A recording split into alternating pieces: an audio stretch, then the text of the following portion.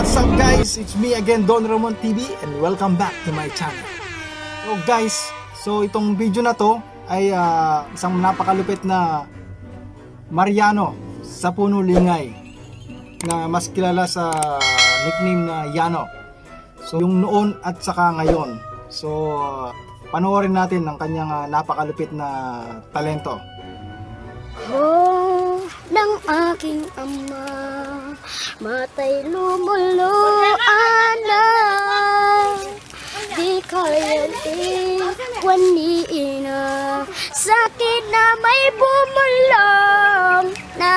bumulong, sabi daw Si Mariano dito, oh. huwag iiyak, malungkot Bata pa lang talaga siya at aking ama.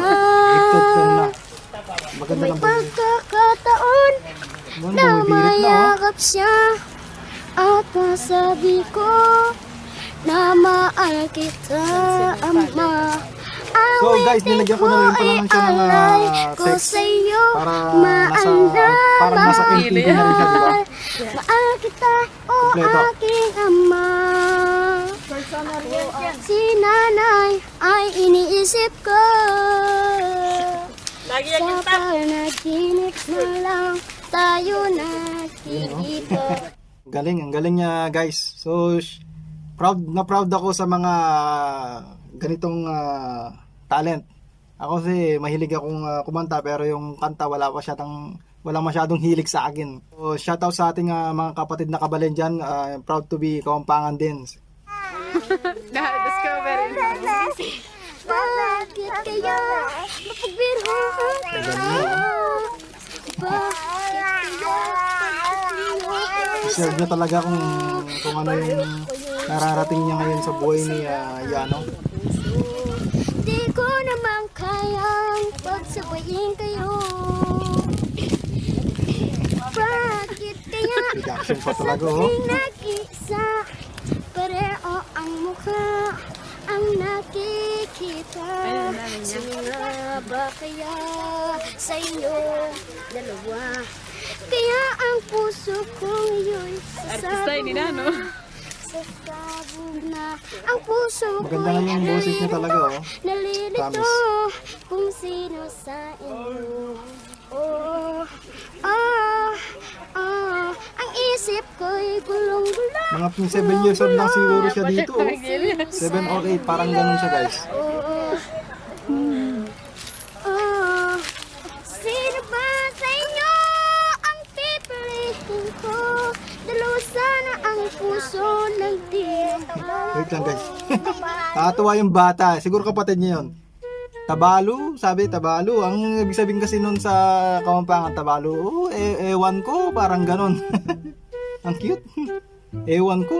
And guys, panoorin naman natin ngayon yung Mariano na ngayon. So natapos na natin yung noon. So ngayon naman.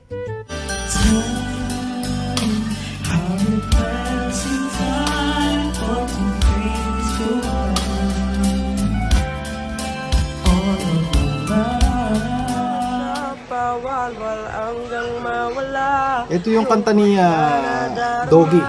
Kalimutan ko na siya. Kasama ko ang tropa, walwal hanggang mawala. Lungkot na nadarama. Kalimutan ko na siya. Yeah. Namumula ang mata. Nasisapa. Sa isip pa rin mawala. So guys, nung napanood ni Doggy to, at talaga naman na ano siya, na sobrang natuwa siya, nabilib ba, dahil sinasabi niya sa video ni Doggy, nag-auto-tune siya, si Yano hindi, natural lang. So ang ginawa niya is dumayo siya sa Clark, nagipag-meet siya kay Yano, at nilibre siya ng mga damit, bag, pantalon, tsaka ano yun branded sa yung tribal, alam ko tribal yun eh. So yun, nilibre niya ng gamit niya, gano'n. Wala, lagi nakatulala. Basag yung buong gabi, puso ko nga sa kasi. Asan ka na kasi? Inuwi sa isang tabi. Bumangga ang kotse, bumangga sa poste. Dahil sa babae, dahil sa babae. Kasama ko ang mga tropa, walwal hanggang umaga.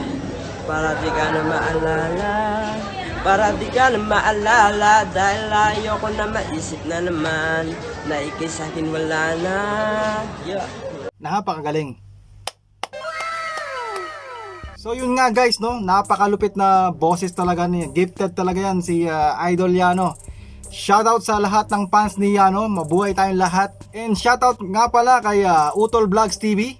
Ayan, mabuhay ka, more power. Kung nagustuhan nyo ang napakagandang boses ni Idol Yano, so huwag kalimutan mag-like, share na rin and subscribe sa ating YouTube channel. So this is Don Ramon TV.